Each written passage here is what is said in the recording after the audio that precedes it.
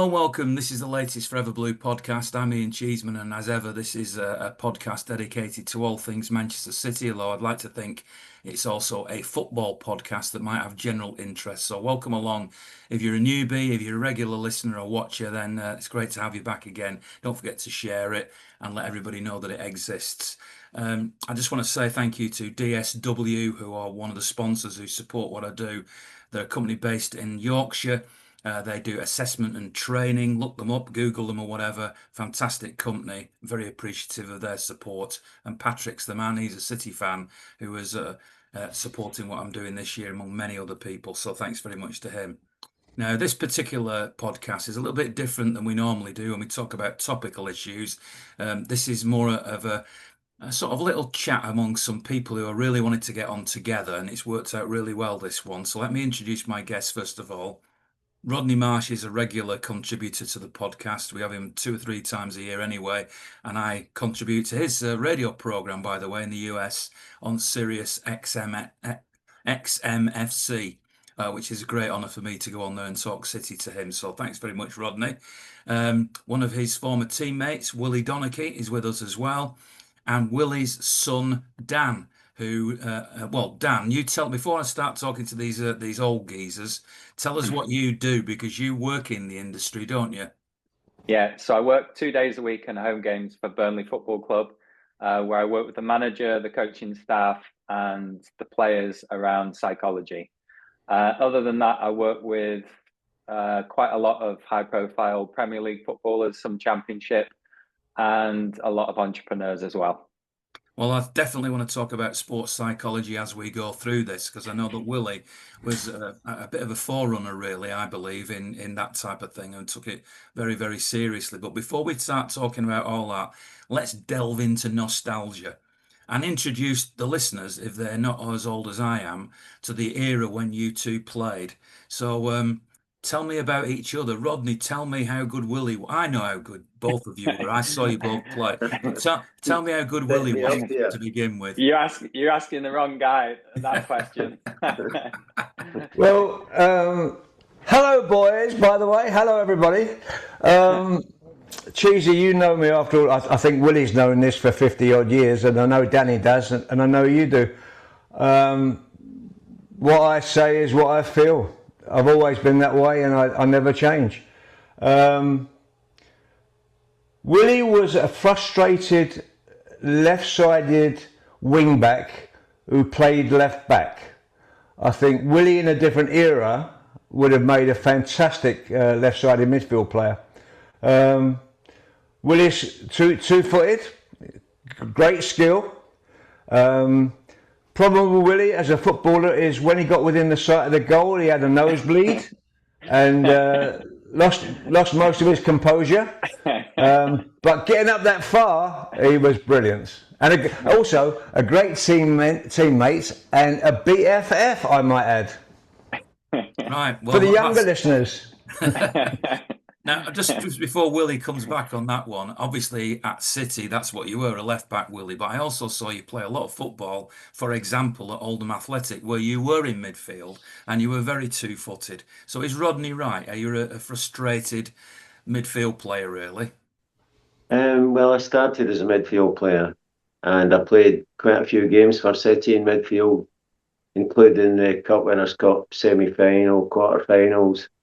Quite a lot of games, but then when Glenn sadly got injured, they tried a couple of fullbacks and, they hadn't really worked. And I got a chance to play there and it worked out. I stayed there for a long time. But Rodney was a gifted player, great technique, great skill. And obviously a big guy, which is useful in football. But his biggest strength was his self-belief, I think, as well as his ability. And because Rod wasn't fast, but he could go past people just because of his self-confidence. And I say that to a lot of kids now. You got to believe, you got to go for it, you got to do it. And I knew this guy who wasn't very fast, but would go past people for fun because he believed in himself. That's the sort of player he was. Willie, I would agree with that, by the way, Cheesy. I would agree with that yeah, I can't assessment. disagree with that. And I saw you play a lot. You see, always struck me, Willie, as being a very disciplined individual. The Mavericks, because I'd call Rodney a maverick. Did they frustrate you? Did he annoy you? Because he's not disciplined like No, you, is he? no, not at all. No. The first team I played in when Rodney came, they were all like my big brother or my dad. You know, they were all older than me, and I was the young one. But they all really looked after me. They all treated me well, and it's just a joy, great joy to play with them. And then when Rod became my roommate, which I still can't believe really how that happened, we became very close friends. Ian, let me tell you a funny little story. I'd love you to. No, because Yvonne, Willie's wife Yvonne, and my wife Jean, going back 50 years, I joined Man City, and I had no clue about anything. So the women did a little bit of shopping together, and Willie took me training, and we went in the same car, and we went in the car, and I think I was mostly the driver. And we'll drive to places like Cheadle or Wythenshawe and all that, and we drive along in the car, and we go back and forth, back and forth. And after about a month, I was in the car one day with Willie, and he won't remember this. And I looked at him and I said, "Willie, I can't understand a fucking word you're saying." And he said to me, he's probably forgotten this. He said to me, "I'm so glad you said that, because neither can I."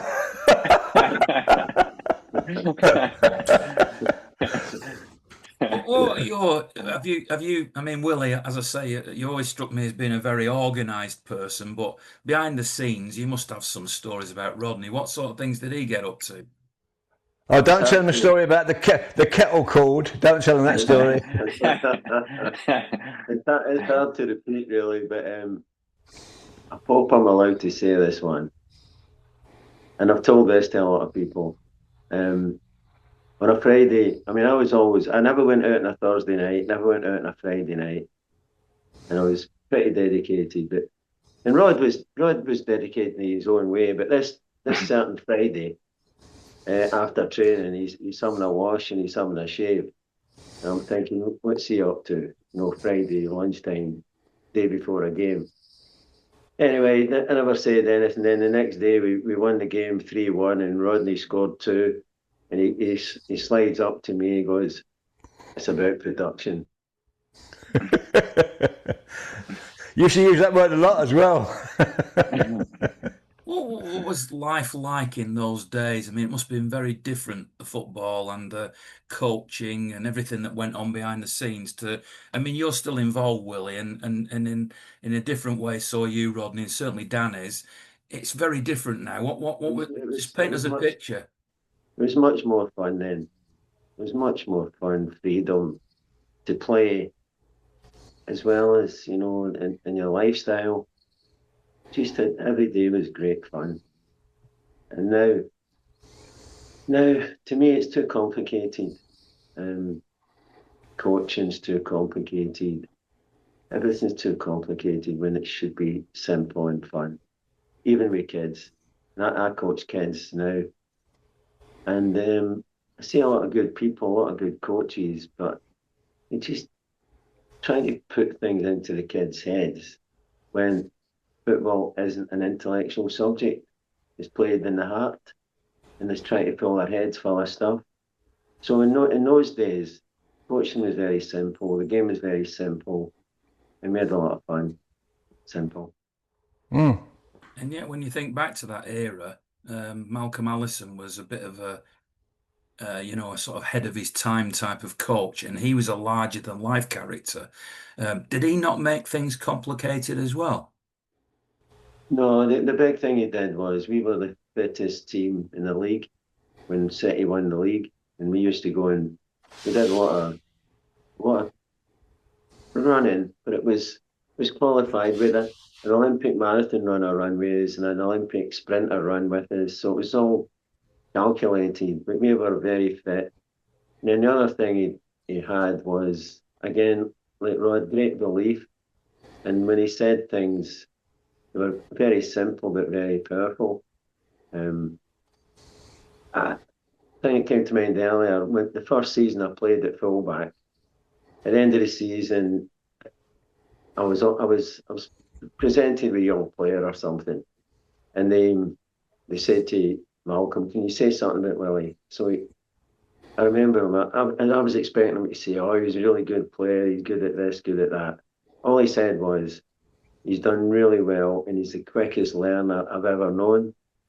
And it wasn't about 20 years later I realised what a compliment that was. When I actually became a coach myself, to say I was a quick learner was a great compliment. But he was a very wise man. He knew the game inside out, and just a very strong personality, but not dominating. Would you agree, Rod? I would. I would also say that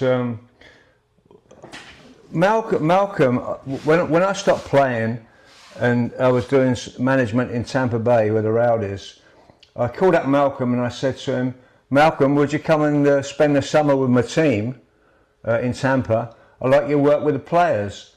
And he went, "Yeah, no problem." He was doing nothing. And he came out and he was just fantastic. He was fantastic with all the younger players. And I suddenly realised, and maybe this is a detriment, and it probably is, and I'm speaking ill of the dead. No, I'm not really. I'm just telling the truth. I felt Malcolm was coaching for himself. I felt that he was doing things in training that he wanted to do.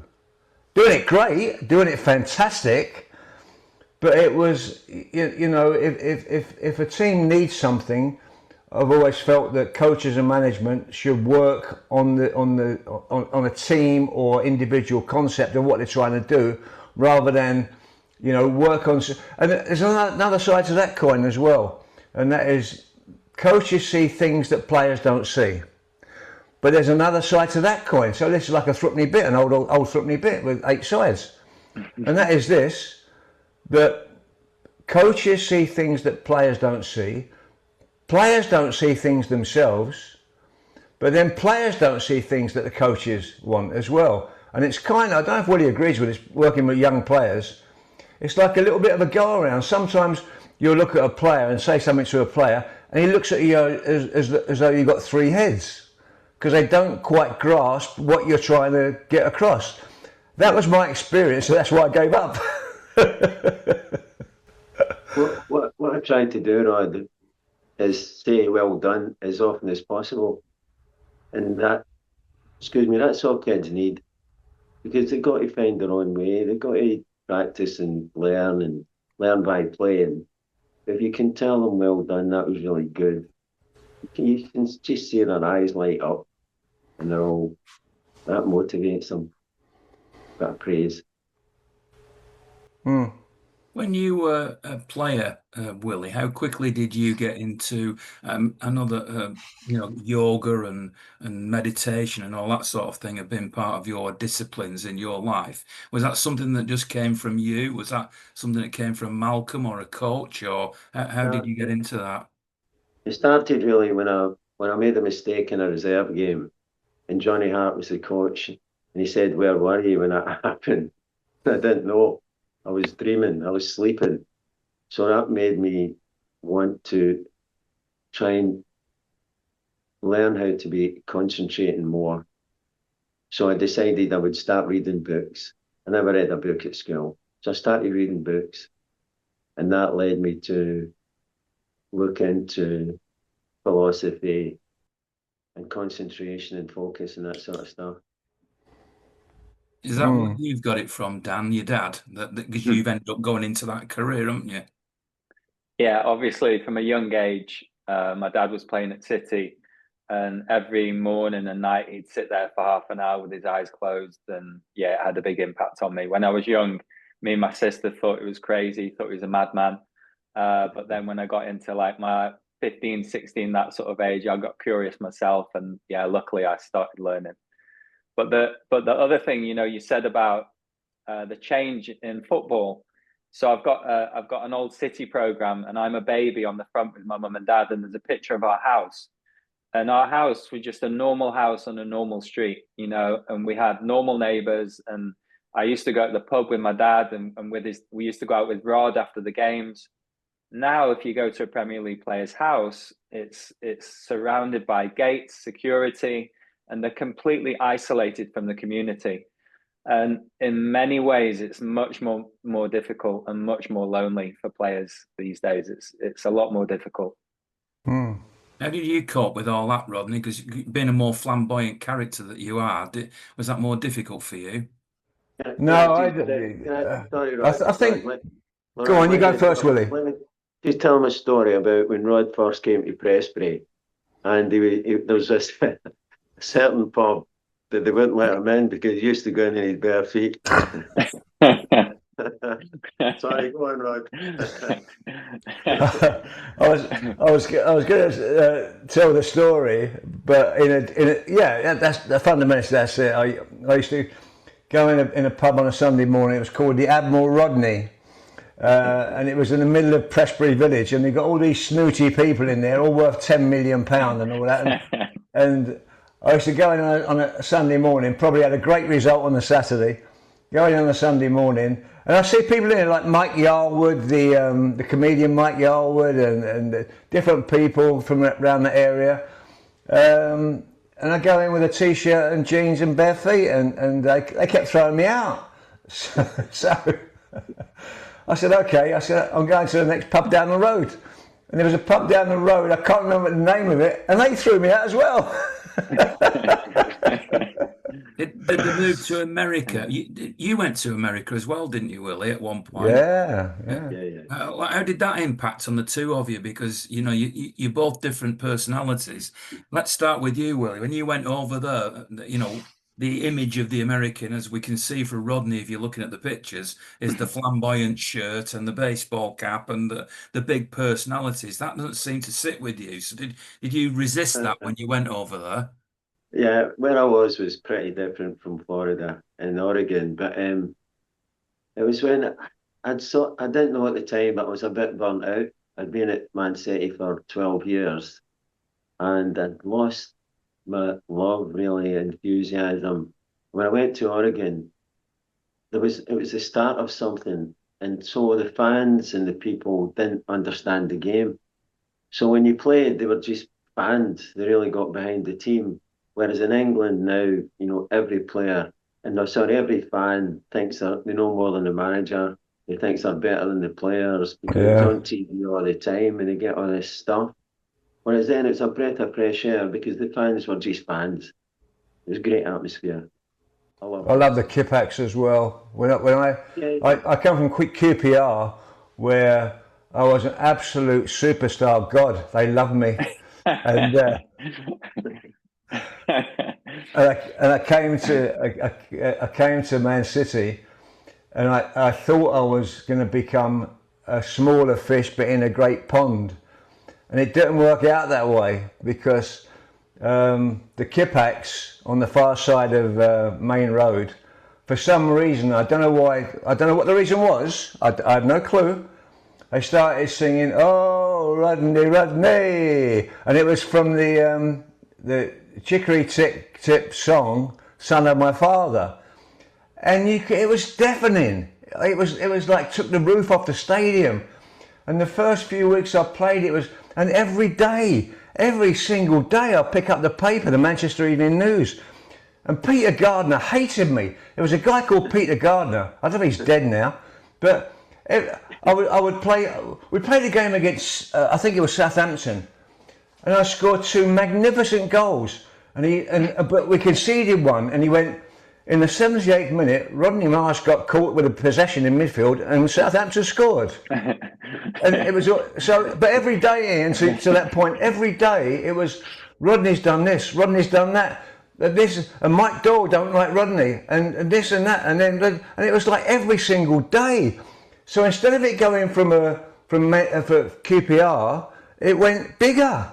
And I didn't. It was out of control. It was out of my control. I had no control over it, and it was great.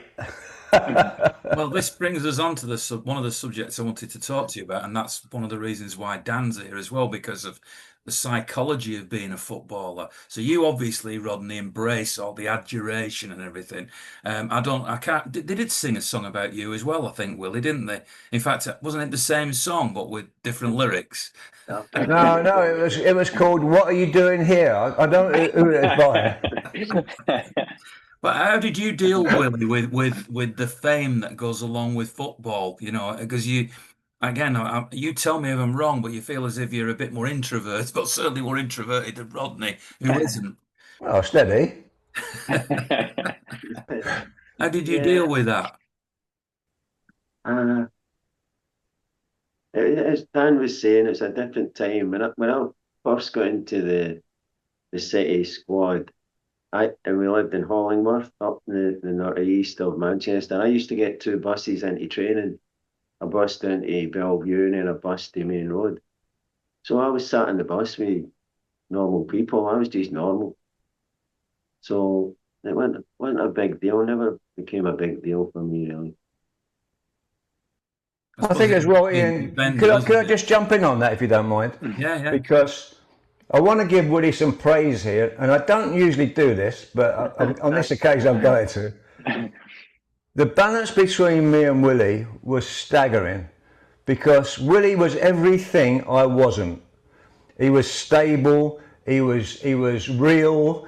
He was always on time, and he would bring me down from my dopey highs. And I don't know why two people, one from the Gorbals of Glasgow, one from the East End, just suddenly fell in love with each other. Well, at least I did, I think it was Willie quietly driving the relationship. If you understand, and probably Danny understands this better than any of us. But he brought me down. He sort of, he didn't let me get too far ahead of myself, and I've always respected that. So there's the question, Dan. I mean, you deal with footballers all the time. You deal with football clubs and you deal with them in the modern era. And you must have to deal with managing egos, managing adulation, managing money, managing fame, because football from this era is very different than when your dad and when Rodney played. Is that one of the biggest challenges you have when you're dealing with modern day footballers? Yeah, I think it's not so much the adulation and fame. It's more what I was saying earlier in terms of the isolation. So they're in these massive houses, but they're alone in these massive houses, and there's nobody else they can relate to, because they're in this unique position where it's kind of like a fish bowl that they're in that nobody else can relate to other than their teammates. And even like there's some players who I work with that even more famous, and they can't, Rod spoke about going to the pub on a Sunday. Can you imagine a player going to a pub on a Sunday now? Like they're filmed on the way there, they're filmed walking in, they're filmed when they're in there. And it's more managing that. Yeah. And also the negative. So there's one Premier League player that I work with, and he's one of the best players in the Premier League, and he's had a great season. And he's had two games that have not been as good. And the criticism on social media, you wouldn't believe.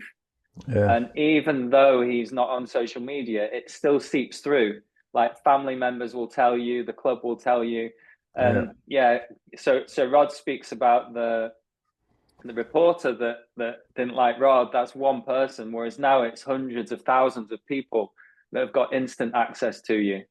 And it's really challenging, and it's also hard for people to appreciate it, because from the outside it looks like they've got this perfect world, these big houses and all the money, and quite often it can be hard for a player to even express their discomfort, because they feel shame that they feel this way when they should have the perfect life.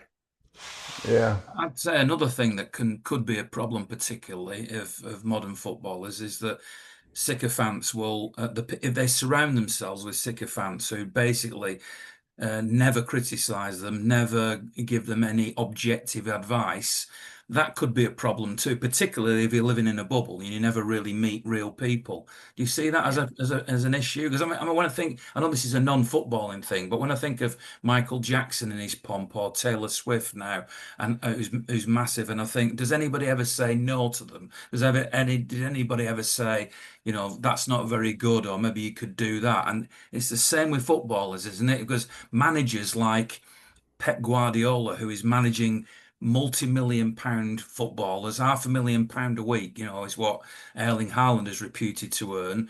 Um, you're not just coaching, it's not just that simplified coaching thing, it's managing egos, managing people, and being prepared to criticize them. So there's two things: there's sycophancy and managing big egos and them being in this bubble. How do you deal with all that? I think actually, in terms of egos, I feel like players now, their egos aren't as big. Like there's nobody like Rodney playing these days. No, but seriously, like their personalities, their characters, they're not as big, because from a young age, like, in the academies, they're going 5-6 times a week, and their lives are very robotic and mechanical. So it kind of numbs down that character and that the joy for the game. So in terms of managing that for a modern day coach, I think it's less of a challenge than before. But the bit about surrounding yourself with people, it's definitely a problem, because if you're in a situation that's highly stressful, you're going to want to surround yourself with people that make you feel safe. And quite often those people are the ones that are going to not say the things that you're suggesting. Yeah, good point. Good point. It's a hard thing. It's the same with managers as well. Quite often a manager will go into a club and he'll take 7 or 8 people with them from the same culture, which is completely different culture from the club they're going into. But again, it's like to keep them safe in a very psychologically unsafe environment. And you're going to keep your job. If you're a player or a coach working alongside somebody at the top of the tree, you have to keep your job. And there must be a scare factor of, if I challenge them and say something that they don't like, they'll get rid of me. Exactly. Yeah. Yeah. That's fascinating. How has that changed, Rodney? The best way I could talk about my own personal experience of life and football was, I went on I'm a Celebrity, Get Me Out of Here, which was the show they do in Australia, and you get paid a bucket load of money, and you go to Australia, and you're there for 3 weeks, and you eat bugs and dive under things and all that, and it's called I'm a Celebrity. I'm saying it like this because American listeners, when they see your podcast, they may not understand what I'm talking about. But I'm a Celebrity is a big show in the UK.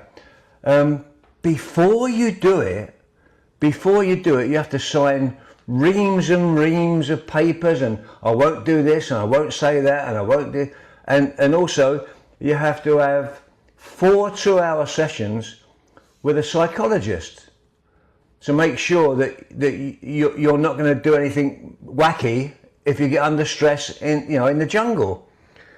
So they got me an appointment with a woman in Finchley in North London, and I went along to this woman and we started talking, and I was just talking like I talk now, right? And after the second session, the end of the second session, she started, I think I might have told Dan this before, or I've certainly told other people. After the second session, she started telling me about her life, and she was going, well, I got divorced when I was 21, and it really affected me. And she's telling me about her life, and she's supposed to be a psychologist.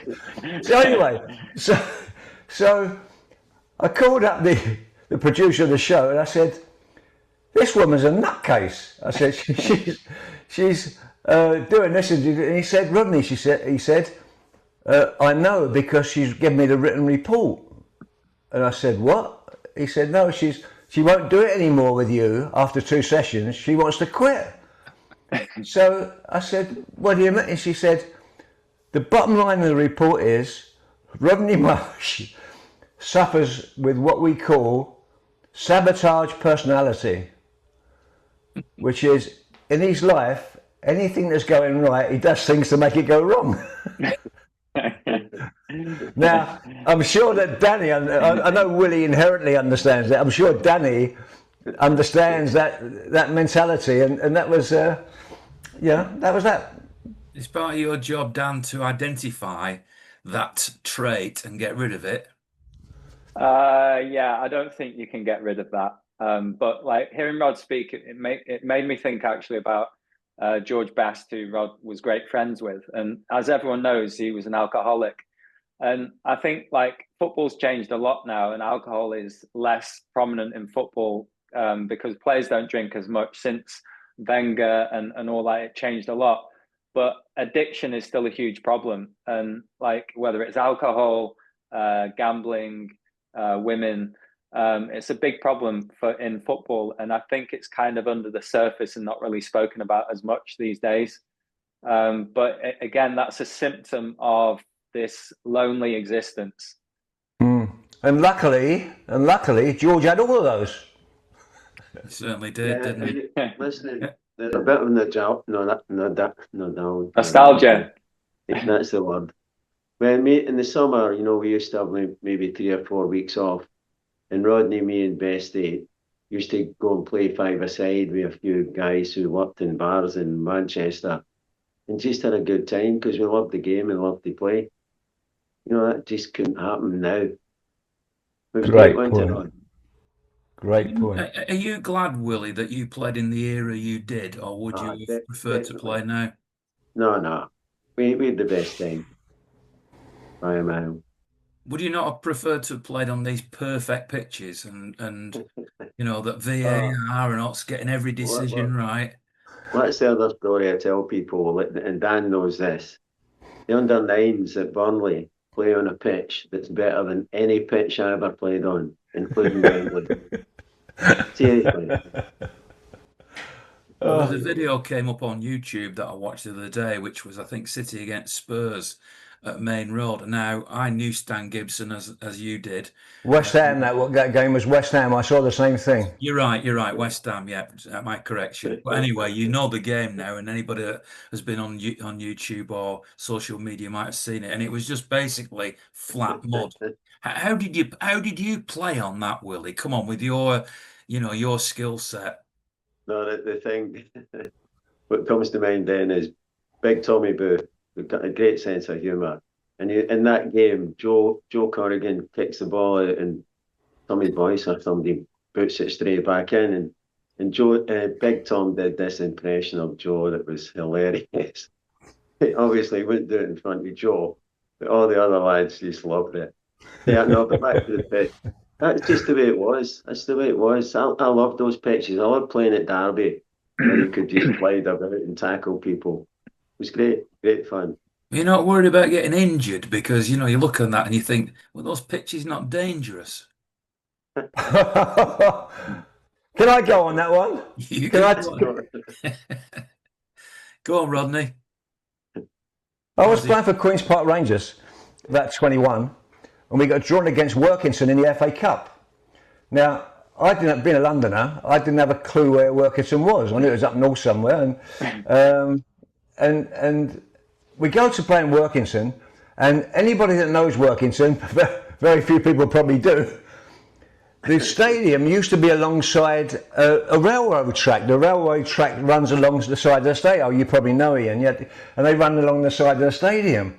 So we go to this game and we're playing Workington, and it's a real terrible game, and it's windy, and it had been pissing down with rain for 3 days, and the ball's sticking in the mud, and suddenly Mark Lazarus, our right winger, gets the ball and pushes it to the end line and sprints after it, right? And the left back, similar to Willie, just wanted to kick him. He clips him and he goes flying forward. Like Superman on the ground, and suddenly he goes, ah! He's screaming. He turns over and he's got a 12-inch gash in his thigh. And what had happened is, nobody knew this, was because of the rain coming down for 48 hours, an old sleeper that they buried under the stadium 25 years ago had come up, and the edge of the sleeper had gone through his thigh. I don't think you get that these days at Burnley. I don't think you'd get that anywhere, would you? Just give me what your thoughts are then, Rodney.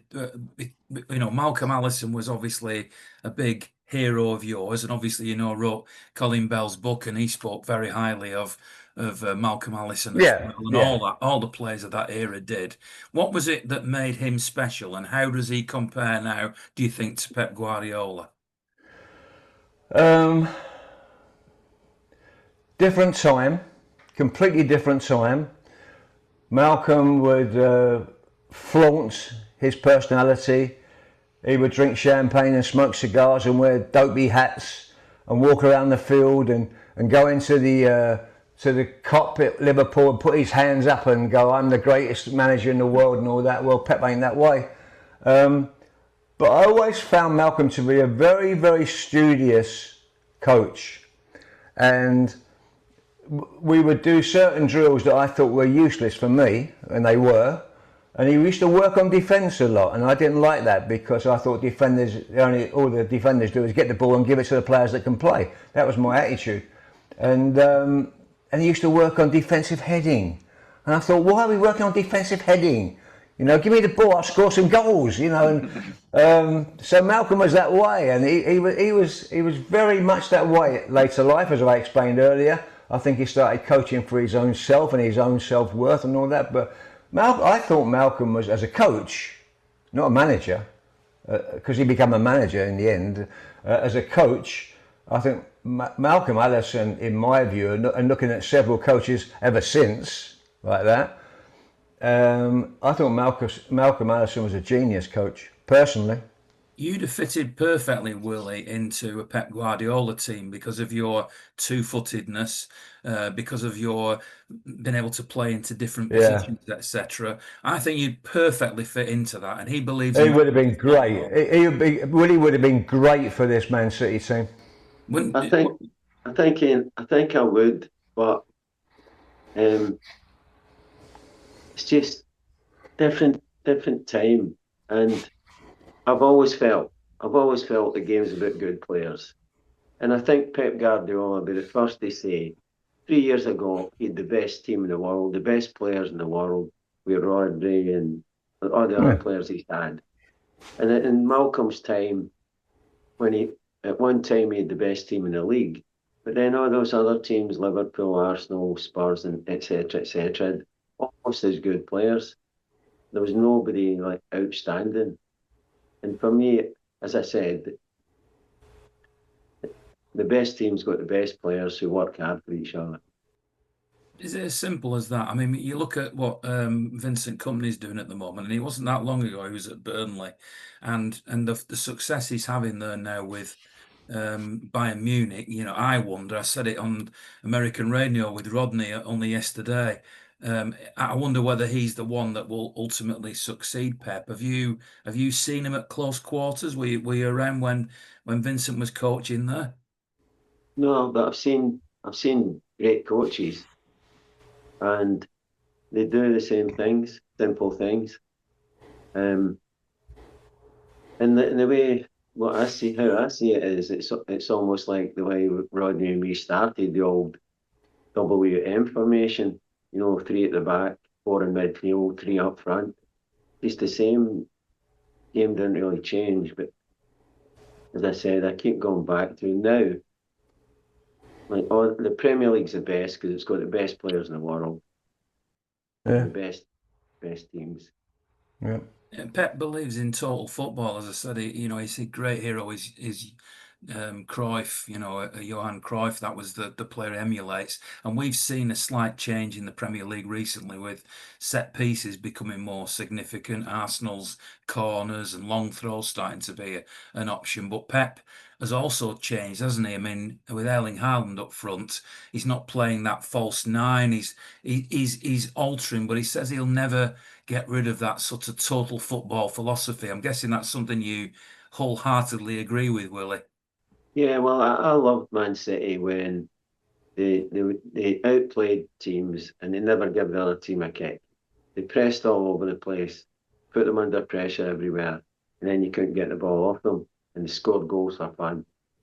Now I see them defending more, and I think it's because, personally, I think because they've got a great team, but not the great team they had a few years ago. So they've got to adjust, and that's his strength. If he adjusts and still wins the league, he's the best.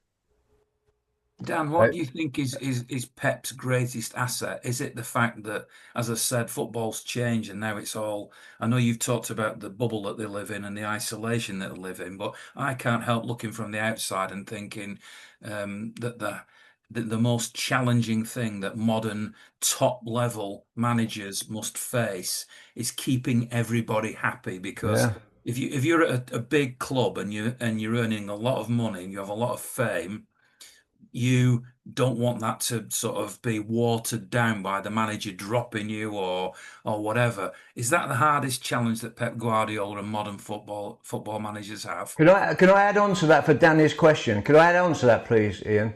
Because we had the president of Real Madrid, ex-president, on our show, Grumpy Pundits, here in America.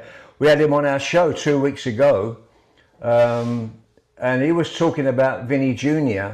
when he got substituted, and he was spitting on the floor. He was throwing this over there. He walked straight past the manager and he went into. He didn't go. He went straight down and all that. And I wanted to ask Danny, which tags on to your question, how do managers cope with that? Because we see it a lot. That's not one incident. We see that quite a lot. Does a manager cope with that, Danny? Yeah, I think it's really difficult, but I actually think the modern player is typically not like Vinny Jr. I think the modern player is actually less bothered about being taken off the pitch than they were 10 years ago, because there's an appreciation that now you don't play the full game. So I work with a lot of strikers, wingers, and most games they get taken off after 60 minutes, 70 minutes, and they actually accept it. So I think Vinny Jr. is an exception in that rule.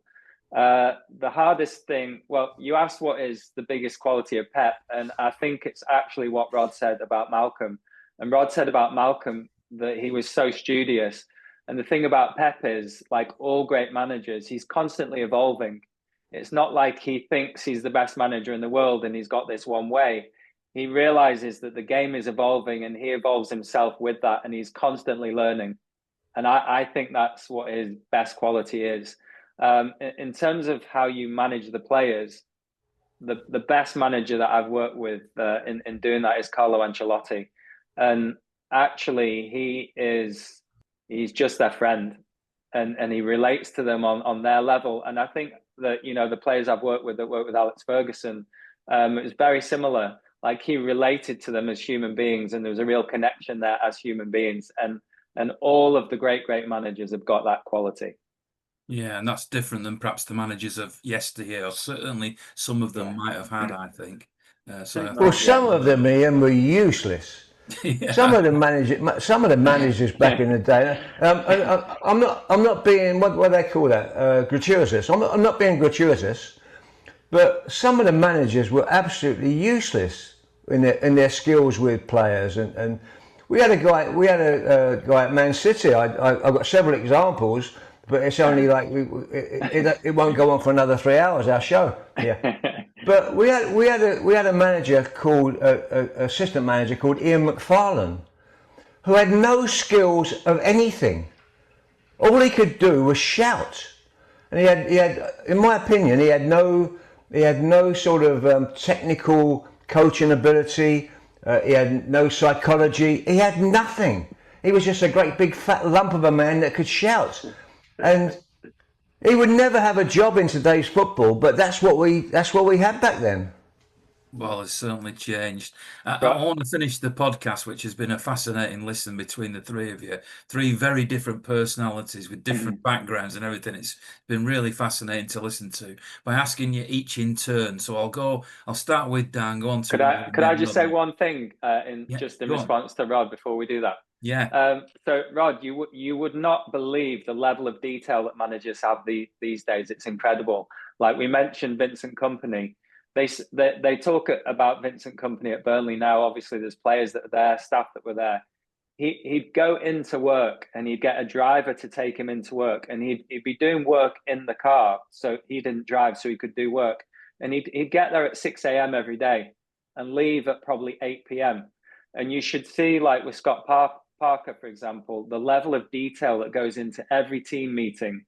It's incredible. They're all absolute workaholics. So in terms of what you were saying about managers being useless, like they're not like that now. Like they're a different level. Honestly, it's incredible.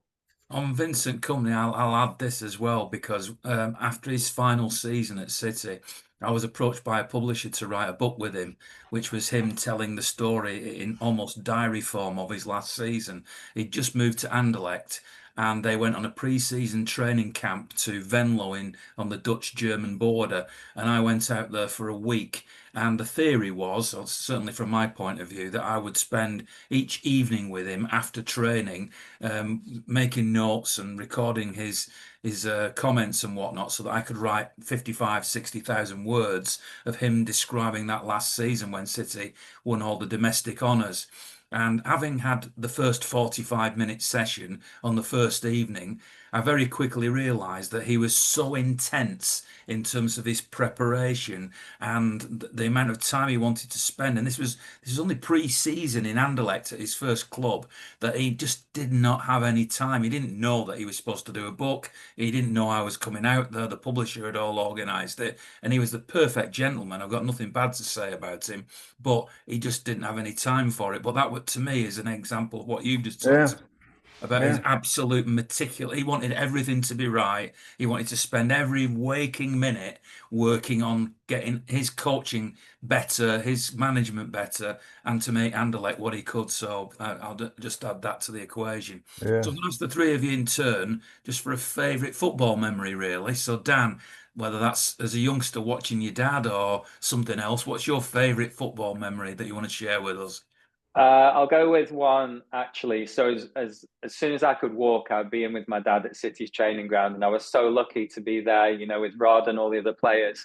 And I actually loved being in the big bath at Main Road. It was like a massive swimming pool. It was warm and it had floating grass in it, and all the players were in there. I was in there.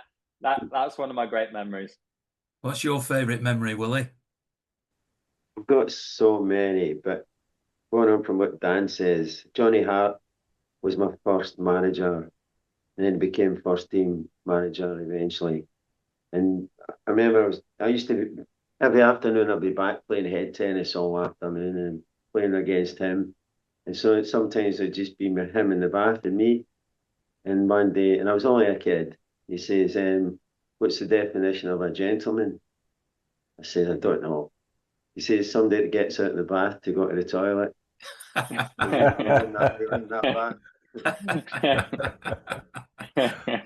Right, go on, Rodney. Final word to you.